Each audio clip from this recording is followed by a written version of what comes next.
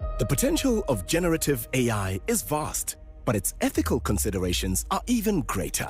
UJ's next Cloudebate will take you on a journey through the ethical landscape of artificial intelligence. Join us as our experts question, explore, and challenge the boundaries of innovation. How can AI be harnessed for the greater good while addressing its potential pitfalls? Join the discussion during the next UJ Cloudebate, when we'll discuss ethics and regulation in the AI era to help uncover the answers. In an age when technology is reshaping our world at an unprecedented pace, one topic stands out among the rest for its implications and complexities: artificial intelligence, or AI. In this episode, we will delve into questions such as: how can we harness AI's potential while mitigating its risks? What role does transparency play in ensuring accountability?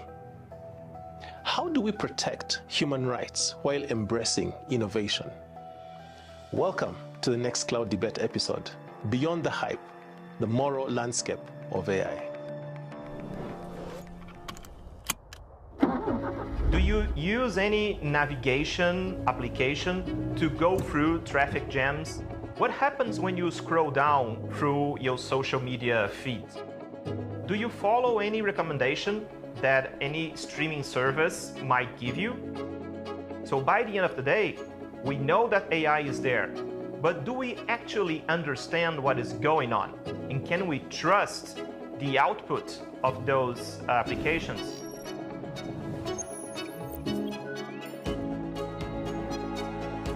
To date, the approach that we've taken to these kinds of technologies is to say, well, consumers can figure this out on their own. They can read the terms and conditions on websites. They can choose not to participate in certain digital environments. But increasingly, these products and platforms are part of our lives. They are part of the way that we provide education. They are part of the way that we look for jobs. And that power imbalance cannot be addressed by simply giving consumers more information or giving them individual rights of complaint. What we're ultimately going to have to do, if we're going to change the kind of structural ways in which these technologies are designed, is to push the responsibilities back on our designers, back on the organizations who are relying on technologies to change their practices. Technologies like artificial intelligence have the potential to empower people and to broaden their perspectives. Or they can widen inequalities and really don't contribute to address our societal challenges. But we cannot blame the technologies. It's not about the technologies. It's about us developing the framework, shaping the rules that will allow these technologies to deliver to what we want them to achieve. And we need to make sure that we embed those very important ethical principles, the protection and promotion of human rights and human dignity, that would at the end determine the outcomes. Professor Nicole Stremlo is a research professor here at the University of Johannesburg and head of the program in comparative media law and policy at the University of Oxford. Her research focuses on media and conflict, particularly in the Horn of Africa. Professor Stremlo is currently working on a book examining new technologies and innovation in Somalia and Somaliland. So, Nicole, tell us about your research, which can be described as AI for social good. Thank you so much for that question. So I've recently started researching AI for social good, and it falls within sort of a longer trajectory of our work on ICT for development. And so AI for social good is basically thinking about how AI can be used to help fulfill the United Nations Sustainable Development Goals. How do you define good? I think the field of AI for social good has had a trajectory. So everyone is saying, oh, this is something new, this has never been done before. But I think if we see it within the context of ICT for D, so there's been a long sort of like techno-optimism, techno-solutionism in Africa. And a lot of it has been generated by people overseas. It's been generated in the United States, it's been generated in Europe, and it's been generated by people who think that they can find solutions to some of these intractable or very difficult development development problems. So I think within the field of AI for social good, so far there's been a large focus on the UN Sustainable Development Goals around climate, for example, around agriculture. There's been less of a focus on issues around peace and conflict. And that's really the area that I've become particularly interested in, and it builds on my work looking at social media in conflict. So increasingly within this field of AI for social good related to conflict issues, there's a question of anticipatory action. So how can we anticipate catastrophes or crises before they occur? And so the area that I've specifically been looking at relates to refugees, it relates to violent conflict. I have to say, I'm not exactly optimistic about how it applies. I think we're at the forefront of it. I think we're still exploring it. I think looking at AI for social good in the field of climate or agriculture is easier in many respects than when you get into human behavior. Interesting you say you're not very optimistic about it, but what does it mean if Africa doesn't begin to wake up? And I ask you this in context of the current Middle East crisis, which has suddenly broken out. So it's a perfect timing. How would you relate these kind of things? So I would say, I'm not sure how AI is being applied to the crisis in Gaza, for example, or how relief agencies are going to be using it there. I think the area that I'm not necessarily optimistic about it is that I'm not optimistic that it's going to have these sort of all-powerful solutions that people hope for. So I think now everyone is talking about AI as though it can do anything and everything. And I think politics still comes into it. There's a lot of, these are very, very complex issues, and I think technology is not going to solve them. Just as we saw, for example, with one laptop per child, where there was this idea of, all of a sudden you put a laptop in a child's hands in a rural community, and it's going to completely transform education. I think we've seen it's much more complicated than that. That's very fascinating what you say, that AI may not be able to do everything. I'm an AI technologist. I think it can. Okay. But it's interesting that you bring in another dimension of structures that are in place, which limit, or can I say, they constrain the capabilities of AI. Can you just go a bit deeper on that? And especially from your experience, what you're seeing in terms of the reality is different. Yeah, I think the reality is different. And I think we also see it with social media. And so again, I think we've seen this techno-optimism, this techno-solutionism from Silicon Valley. So if we think about Facebook, for example, Facebook was uniting the world. Facebook was bringing peace to Colombia. Facebook was seen as this all-powerful tool for transforming how people relate to one another. I mean, it was seen after Tahrir Square, it was seen as liberating communities, liberating societies. And I think now we've seen actually it's much more complicated than that. There's been a lot more attention that's been given to the role of online hate speech, the failures of online content moderation. And I think specifically one of the greatest challenges, and I think one of the big challenges also for AI for social good, is going to be how it applies in markets in Africa that are less of priorities to these companies. And here again, I think we've seen the failure of big tech really paying sufficient attention to African markets. And here I'd probably put like South Africa, Nigeria, and Kenya a little bit to the side, and I'd speak about the rest of the continent in between that tend to be ignored. Interesting you bring the tech, the media, the big tech companies, the global giants. I mean, they're just together, their capitalization is way over what we have in many places in Africa. Exactly. I think much larger than, most of our economy. Yeah, Facebook's valuation is like, 100 times greater than the Central African Republic's GDP. Exactly. So they're very powerful compared to these states. Remember, they are a profit-making company. Mm-hmm. Why should they care? Absolutely. I think you raise a very important point, but I think one of the problems is that they're offering services in these countries, and if they're failing to account for the social cost within these countries and the impact that they're having, it's a huge issue. I mean, now they're talking about corporate social responsibility. They're also talking about AI for social good, but I think these are also the same companies that have had incredibly have had a very different approach to moderating online content, for example, in the global north than they have in the global south. And I think when you look at these inequalities of online content moderation, their failures of moderating content in African languages, the behavior that they've had, which has basically been to ignore and pretend that they're not operating in many of these countries, and they've had a tremendous impact on conflicts here. They've had tremendous impact on elections, for example.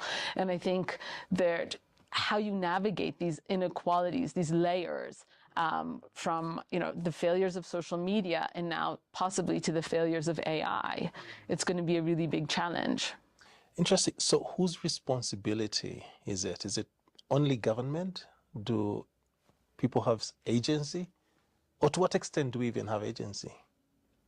Wow, that's a difficult question. So I think it's, there's a lot of actors that are responsible for this. I think one of the frustrating things that we've seen in many of the countries, and here I've been doing research on internet shutdowns, for example, with colleagues at Addis Ababa University and also in Uganda. So I worked with colleagues at Makerere University as well, looking at, and I know Uganda had a big internet shutdown around the recent elections. Around every election. But also the recent election as well. And I think one of the challenges that we're seeing is this sort of frustration governments have with big tech companies. And I think internet shutdowns have largely been framed as a new form of digital authoritarianism, or sort of a way of, governments want to limit the ability for these citizens to highlight human rights abuses or to report, inaccuracies around polling stations. But I think we also see something else happening, and that's a reassertion of sovereignty against these big tech companies. Because I think that there's a lot of growing frustration on who's writing the rules of these tech companies, where they're situated, how decisions are being made in Beijing or in Silicon Valley, and it's having a tremendous oversized effect on the politics, the internal politics of a country. And I think we're also seeing, this growing frustration with the failures of online content moderation. And I think one of the challenges is that it's one thing, Germany, for example, has an embassy in Silicon Valley. So they have a direct line of communication with tech companies there. The Ugandan government doesn't. And so when you see the sort of takedown and the pressure, I think, around Uganda's last elections, there were concerns around coordinated inauthentic behavior on both Bobi Wine's side and on Museveni's side. But at the same time, right before the elections, only the websites of Museveni were taken down. The websites of Bobi Wine weren't taken down. And I think this sort of these patterns reflect a growing frustration of who's deciding this, who's coming in and saying who's bad and who's good, and are these rules being applied equally, and who's determining whether or not they're being applied equally. And if they're not being applied equally, are they having an outsized impact on the politics of a certain country, and who's paying attention?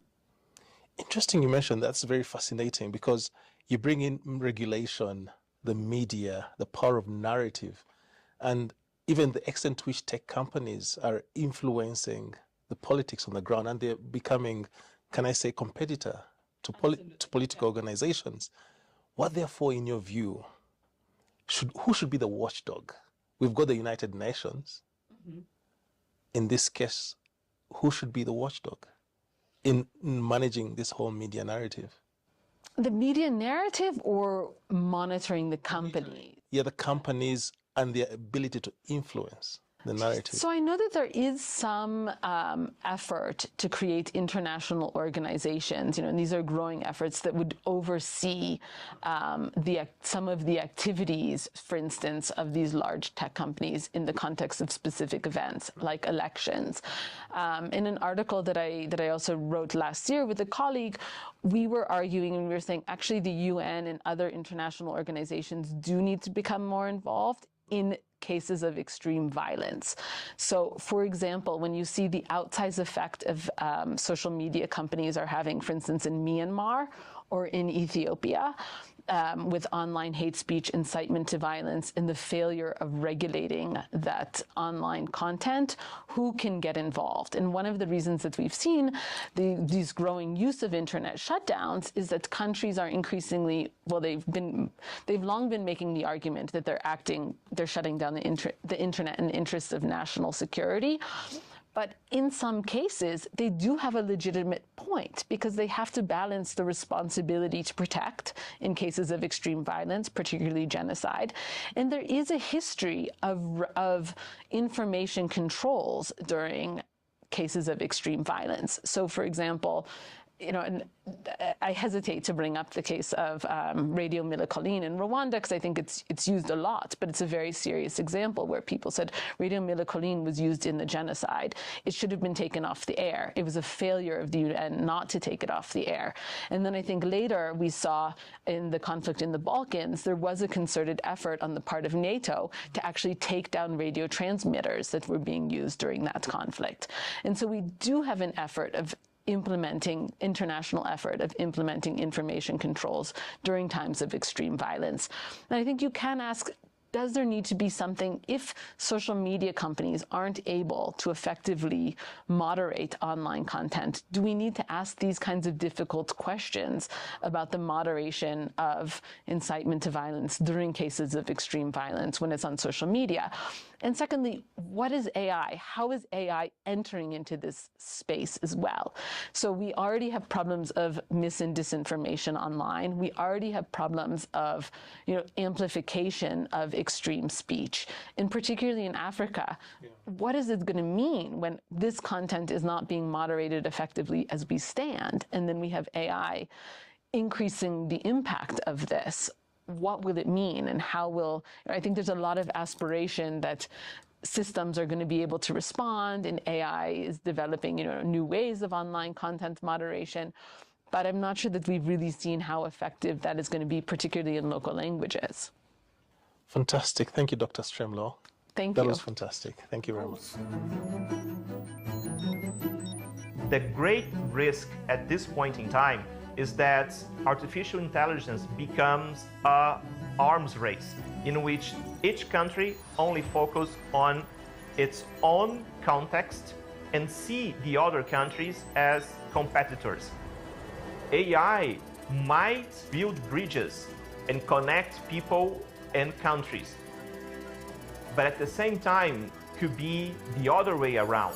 This is the debate that you should care about, because that's the debate that is shaping up our future with technology.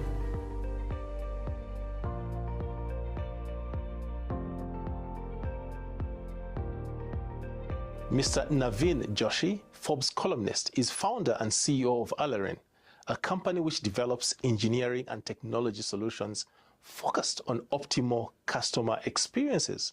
Naveen works in AI, big data, IoT, and blockchain. An influencer with more than 500,000 followers, he is a highly seasoned professional with more than 30 years of comprehensive experience in customizing open source products for cost optimizations of large-scale IT deployment. And now we've got Mr. Naveen Joshi. Thank you very much for joining us today. Good morning. Good morning. How are you? We are fantastic. Mr. Naveen Joshi, you speak very passionately about productivity and trying to stay ahead of the technological curve. At what point do you know you need to just inject that new energy into the technological curve for the companies you provide solutions to? Well, when I foresee the problems which do not exist but might exist in the future, so that is the trigger point to answer your question correctly. Because, there are like millions of problems right now and the billions of solutions all over, right? But those are about the problems what we are facing. But what about the problem we are about to face? Like you raised a topic here, like moral landscape of the AI. So when we talk about AI, we think about AI, or even we work with AI. So now you can see the ethical framework or the moral values are becoming a rising concern. So to answer your question, when I foresee the problem which are about to come, so that's the trigger point. Fascinating. So which has been the most, can I say, fascinating moral dilemma that you've faced to date? Oh, well, it starts from the language. For example, when we talk about the technology, and since there was no technology, we have been talking about something called the structures, let's say man-made structures. So in this course, the AI has started to believe, like the data science or the NLP, whatever technology we use in most of the cases. So all the structures made, like bridges, good buildings, are made by the man, means the male, right? Not by the women, right? So it got biased towards the gender. So and how do we handle this? Because this is the language we have been following since our childhood, right? This is not the concern. Like no one raised the concern.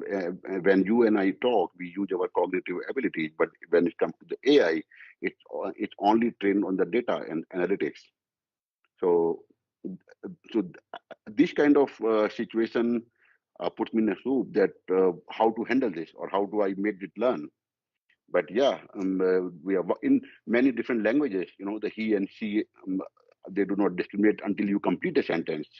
In some, I read about some languages in Africa, some in Asia, where he or she, like, if someone is going until you complete a sentence that he or she is going, it doesn't discriminate whether it was he or she. So those things is something.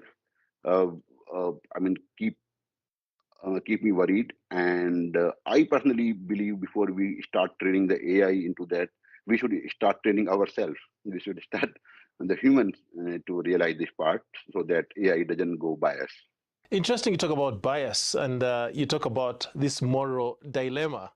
And so one of my questions which fascinates me is that how do you regulate moral dilemmas?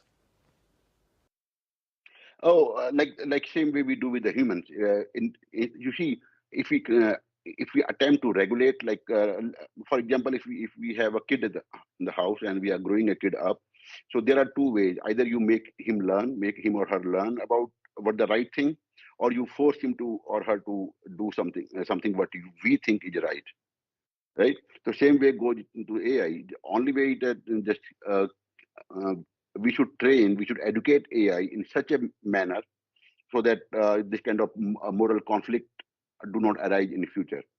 So the same way as we do with the humans. You see, like most of the time, because our social construct, we get to adapt something, but we do not believe ourselves. It happens all over the world. Because since I've been working with the clients all over the world, and I see the in cross-cultural working environments, people tend to believe you, they tend to agree with you, but there is a conflict because of what they have been adapting for all of their life. So to answer your question specifically, the same way we do with the humans, with the broader perspective, we put forward a broader perspective, and we we make them learn about the right things. Unfortunately, due to lack of cognitive abilities, this AI cannot, take the decision on its own until or unless it has been trained to do so. So my theory goes back to the same. We need to train the human. We need to educate the human who are working with AI, who are making the AI happen. So in order to regulate that, only way to give it a broader perspective so that it doesn't need a regulation. Am I making sense here? You are making sense. Yeah.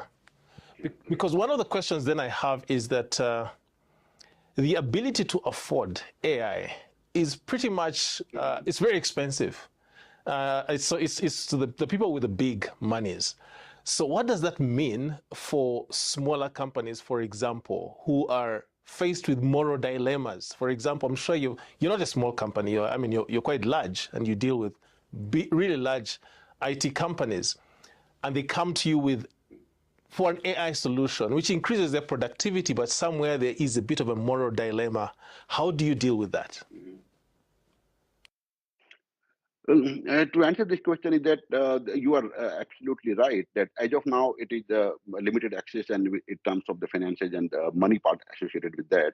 But as we are expanding into this, so once it becomes generic or like most of the medicines, this is how it works. If you see this Most of the pharma company, they do lots of research and R&D before they launch a medicine, which is only affordable to the let's say, the financially able people to afford it.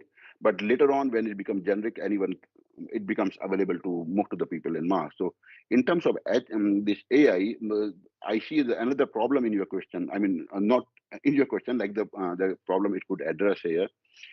When it comes down from the wealthy people to the common people, so it has already been biased to take care of the interest who were the first users, the early adapters, right? For example, the way, let's say you want to go for automation. So when the automation starts, it starts for like a $5 million houses, right? So there is after 10 years down the line, there would be one AI model would be like a robotic model or some AI solution for home automation, which would be cheaper, the same which was deployed in a $10 million house.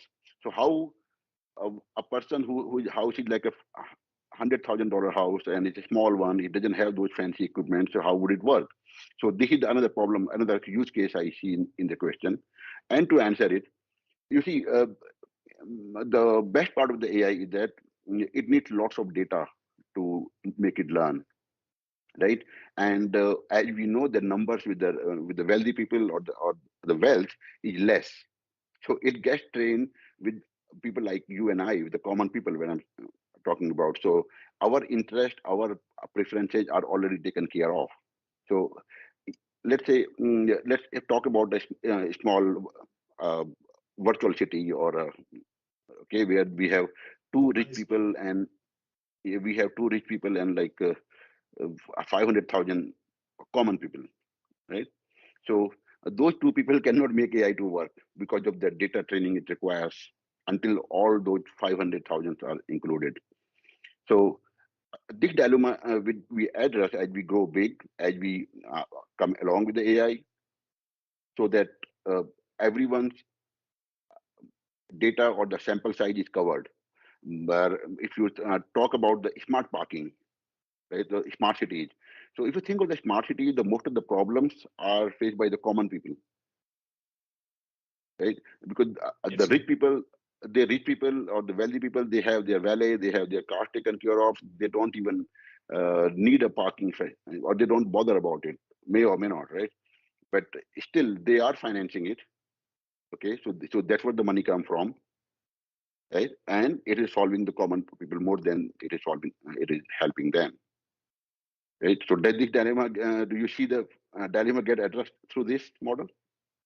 Well, it's interesting you mentioned that, because then it means really that we are dependent, in a sense, on the interests of the few wealthy people. What does that mean for the bigger majority of population?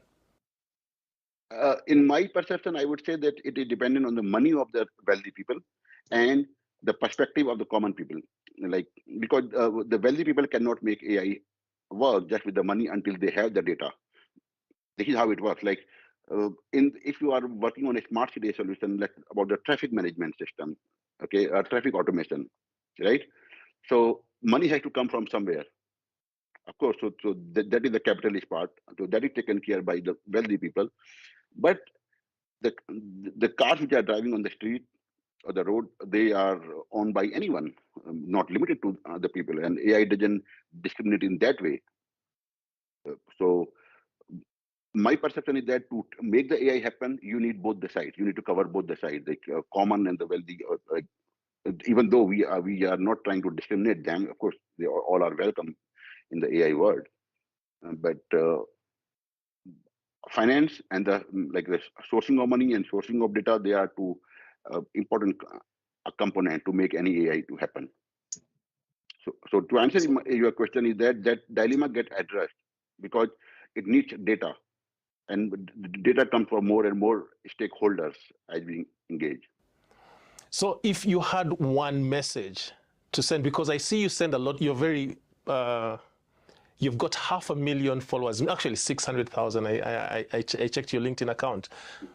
if there's a message you wanted to send to beyond your more than 500,000 followers, people, you are influential, what would that message be? What should our role be? What should the role of regulation be? Or regulators, rather? The thing is that we need to keep our mind open. We need to keep our brain open to learn things. There is a difference which is being eliminated nowadays because so too much of social media contents. So training and learning, they are two different things. So we make AI, we train the AI, but in order to train it, we need to learn something. For example, we still, my message is that we still need to value our teachers, our high school teachers, our university teachers, like who spend their time and their resources to learn something to make us learn, right? So if we are being too dependent on the social media or the technology stuff, so who will take care of the science? And I keep telling to my audience through my various articles or these interactions like this, the science and technology, they are two different things. I have to work together. So I just want everyone to understand the difference. The science and technology need to work together, but still they are separate. So you need to focus on the both. So most of the time we get carried away and we rely too much on the technology part. What would you paint as your final word? What would you paint as a perfect world of technology and people and law and everyone working together? What does that look like to you? A perfect word is a tough question to answer. Is there a perfect word? But see, I think the humans should be more empathetic towards each other, and they could use the technology in order to help each other. So it should not differentiate. Even as we sounded in this, like everyone counts, and we should use the technology to make that happen. So that's what my personal opinion is. What I like to share with most of the people. How, of course, I can talk, for long hours on that topic. So that's a different interaction. But did I answer your question here? Like, I think you did, and I think one of the things that comes out very clearly is that you are very human-centered. You want to see what is good for us as human beings. I think that's the key message I'm picking up from our conversation today. Yes, exactly, and we should use that science and technology to help each other to evolve further, more than what we already have. So that's what my opinion is, because we should not be depending on technology and making us less human. So that's what sometimes concerns me.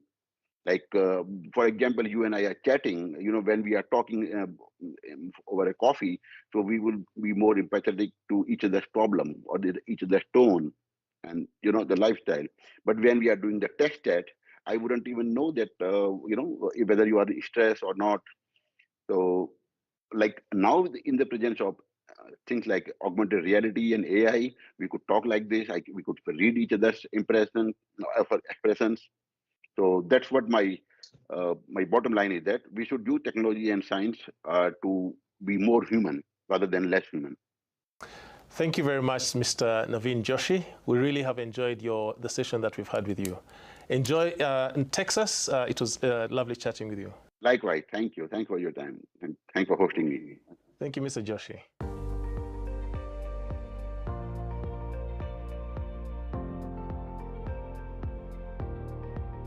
University of Johannesburg's Vice-Chancellor, Professor Mpedi, with a background in law and an NLD, has articulated the need for a regulatory path as we navigate the AI era.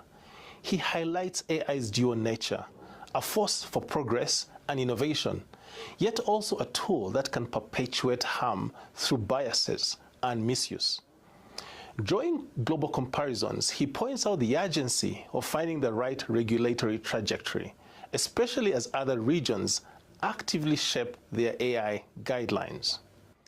Now joining me in the studio is Professor Lehlokwa Mpedi, who is our Vice-Chancellor. Professor Mpedi, nice to have you here. Wonderful to be here. Beautiful studios.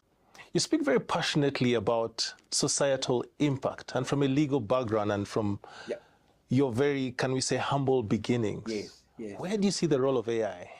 Well, The way I see it is that let me take one step back, and you'll recall I always talk about societal impact, moving from the technical to the practical. For ordinary people, AI is something that they can't touch, and by moving into this new vision of saying societal impact, we're trying our best to show ordinary people what AI can do to address the challenges that they are facing. So we want to use AI to address societal challenges of the day, like unemployment, poverty, and so on. And that is one thing that I'm really passionate about. You may not know, I'm known as somebody who studied law, but my area of specialization is labor law and social security law, which is about dealing with societal challenges such as unemployment, poverty, and so on. And AI is just a wonderful technology that would help us address many of these challenges. I mean, if you look at UJ, we've been doing a lot that shows, the uses, positive uses of these technologies in the fourth industrial revolution. Interesting you talk about, you're very optimistic about it. Yeah. But the costs, what does it mean for us, especially in the African society? If you think about the large tech giants who own, basically they run the biggest AI that we have. How do we compete? Look, alone, we will struggle, but together, we take all the African countries, if we come together and work together, and if, in law we talk about common purpose. If we have common purpose, I think we can really do our bit. And I don't think the aim is to say, as our starting point, we want to compete with these big giants. If we can, that is good. But we need to say, what is this AI? What is this 4IR? What does it mean for us as Africans? And start from there.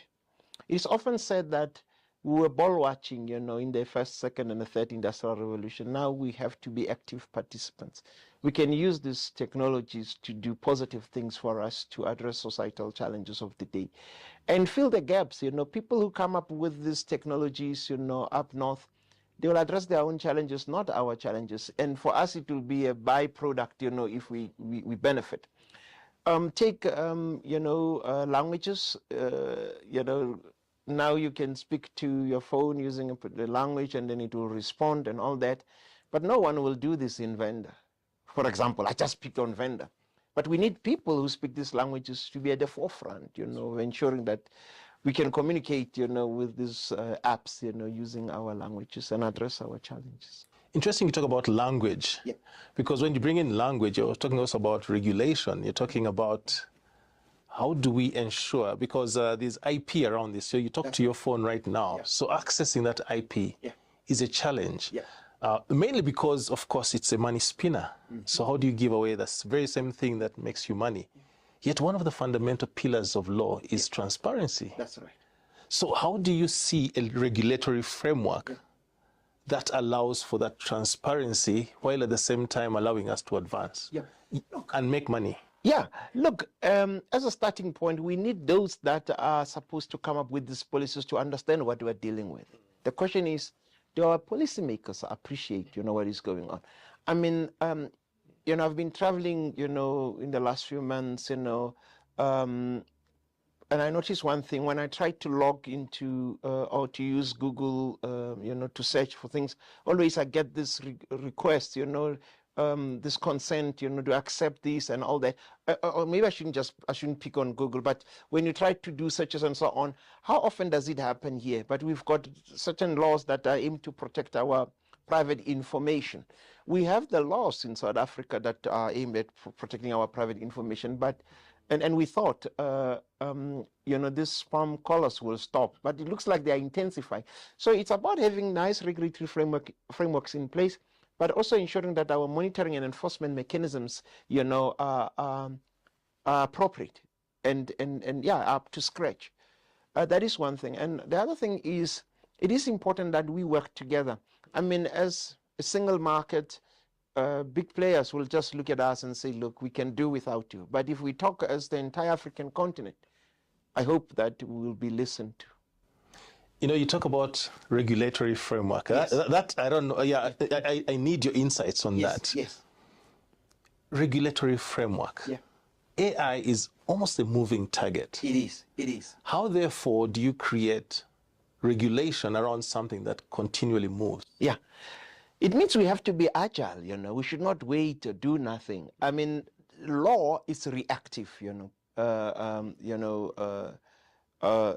The legislature reacts to some of these things. So it means we have to move at a fast pace. I mean, now we are moving, but, you know, we are not moving. And as a result, we'll rely on courts to rule on certain issues. Now, the challenge with that, while courts can pronounce on these issues, is that judges can only deal with a matter that is before them. They cannot expand unnecessarily into other areas. And the danger of this is that the regulatory framework will be set up, at least from a legal point of view, will be set up in a piecemeal fashion. So you need people. I mean, we're fortunate we have got we had the Presidential Commission on 4IR. It made recommendations, you know, on gaps, you know, to be closed, you know, in terms of the law. But there hasn't been much movement. That is the challenge that I'm talking about. I'm not saying that, you know, as AI moves on, then the law should be, you know, run parallel to it, you know, but it can catch up. It shouldn't take forever for laws to be enacted. And for us to be at a stage where we can keep up with these developments, we need to make sure that our policymakers, our parliamentarians understand what AI is, you know. I mean, I'm not talking about South Africa. Let's look at the entire continent. I mean, very little is said or done around this. So we need to educate our parliamentarians. Judges will have to pronounce on this. I mean, when a case is before a court, a judge cannot say, I know nothing about this, go home. So we also need to make sure that our judiciary understands and comprehends, you know, the issues around the 4IR, including AI. You know, when you talk about policy implementation, you know, I had an interesting joke one time, is that if there's a big problem in the country, just fix the paper. Policy, create another policy. Yeah. So in light of our challenges with policy implementation, what kind of regulatory framework do you think would suit AI, particularly the fact that one of the pillars of law is the ability to have certainty, to know that we can navigate around a certain policy. So what kind of different agility do you see that taking? What does that look like? Look, AI-related issues are broad, and you cannot cover everything. But there are other things that are set in as we speak, you know. Forget for a moment about the legal sort of regulatory framework, just the ethical standards that are expected to deal with certain issues, you know, around this. Issues such as privacy. These are basic things, you know, respecting the rights and dignity of the people who use this. I mean, there was this app where people, you know, I shouldn't bash other people's products, but people went crazy when they saw this. You look at this thing and then it does this and that, you know, and then people just do this, but in the process, their data is being collated or collected, let me say. And that is not something that, you know, you'd say you need a new regulatory framework. It's a matter of how do we enforce the existing privacy laws and so on, and how do we educate people. You can have good policy mechanisms, regulatory frameworks, but if they are not enforced, if they are not monitored, and if people are not informed about these things, then it's a losing battle. So that is a starting point, you know, empowering people to know their rights, you know, ensuring that these regulatory frameworks are not just on paper, but, you know, the gap, between what is on paper and in reality is closed, you know, because it's one thing to have good laws and frameworks, but if they are not enforced, then you have nothing. So it's a lot of things that need to come together nicely. You know, I really like the way UJ has been leading at the forefront and how you're building on top of this in terms of ensuring the society is empowered. And you talk about judges and the parliamentarians. How do you see UJ playing a bigger role there? Look, UJ stands ready to assist, you know, and we're doing a lot already. I mean, we've got the AI in the 4IR, which is a free, open online course that people can do at their own pace, as long as they've got metric and then they get a digital certificate as soon as they're done with it. I did it. I enjoyed it very much. It took me a week because, you know, it was during recess, and then I went through it. It's a starting point. And it's not about programming, about tricky things, engineering things. No, it's about basic things for people to understand what we're dealing with from different perspectives. Okay. That is one way. Other ways, you know, we are hosting the hub, you know, the Artificial Intelligence, National Artificial Intelligence Institute hub at our Johannesburg Business School. So if people now want, you know, more complex things, they need to partner with our experts. We can do that. But I think as a university, the starting point is to ensure that the masses out there understand and appreciates what this 4IR is all about, what artificial intelligence is all about, the uses and misuses, because I say AI is like fire. It can serve us well, but it can also do us a lot of harm. And what is needed is for us to understand it and choose the right path. If you had one thing to say, what would it be about AI, the legal regulatory frameworks, the law, and people? Yeah. Firstly, I would say to people who are scared, you know, about AI, I say, no, don't fear this, you know. Make sure that you understand it. You know, there is this American musician who, you know, said people fear what they don't know, and I'm paraphrasing. I would say the first port of call should be empowering people so that they appreciate this. Once we understand this, then we'll be able to master this AI and understand and take the right path. And of course, when it comes to regulation, it's extremely important, you know. As I always say, we need proper legislative frameworks and also ethical frameworks, because, you know, if we fall behind, you know, these people will use us as guinea pigs, and will end up, you know, fearing AI, you know, and won't be able to stand our ground to say, look, we know the difference between what is right use and wrong use of these technologies. So we need really to empower our people, starting from, you know, parliamentarians, ordinary people, judges. People need to understand this. And we also need to start early at our schools, you know. I mean, you look at jurisdictions such as China, kids learn about robotics early on, you know. And I look at us, I think about us, you know, when other kids were learning about robotics, we were learning about Locusta padalina, you know, the locust and all those things. So it's important to learn about locusts, but we need to bring technology. And we're doing it. I mean, at UJ, we've got, you know, summer schools where we empower teachers, you know, to learn more about how they can bring this technology in the classroom and so on. And other people who may want to learn about what we're doing, I mean, we've got smart classrooms and so on. We're going to build on that to show that these things can be done and here at home on the African continent. Thank you very much, Prof. Mpedi. Thanks, Prof. I think we can all agree that AI's capabilities should be harnessed for the greater good while safeguarding societal values.